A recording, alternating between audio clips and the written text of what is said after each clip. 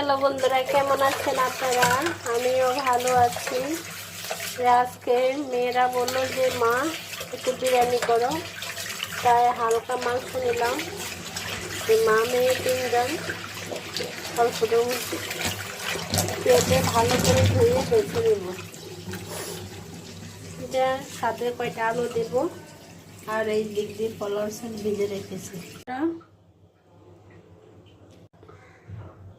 আদা বাটা, হালকা একটু মরিচ দেব,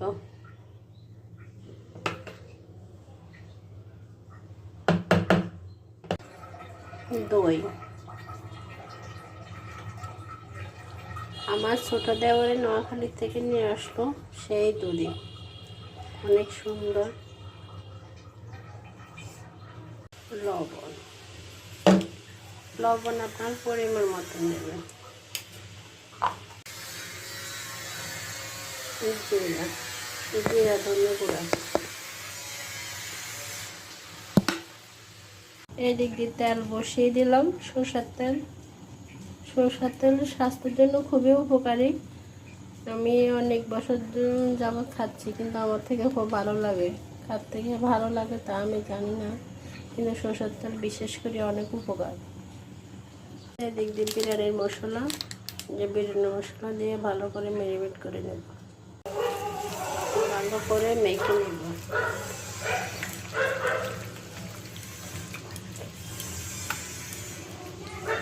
হালকা করে সস দেব। আমার নিজ হাতে সসটা বানানো, তাই সস দিয়ে দিলাম, টমেটো সস। তেলটা গরম হয়ে গেছে, এখন পেঁয়াজ বেরেস্তা করে নেব। ভালো করে পেঁয়াজটাকে বেরেস্তা করে নেব।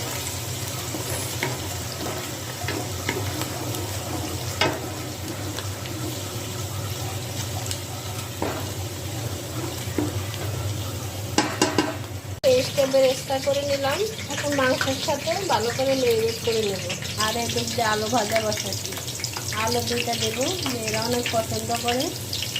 আলু আর উঠাই নেই, ওই সাথে আপনার মাংসটা বসিয়ে দিলাম ওই তেলে। ভালো করে আলুটাও ভাজা হয়ে যাবে না, আর মাংসটাও কষানো হয়ে যাবে। কি সুন্দর কালার চলে আসছে, এই যে দেখেন। টক দই দিয়েছি, একটু লেবুর রস যদি না দিই তাহলে ভালো লাগবে না। লেবুর রস আমি ভুলে গিয়েছি।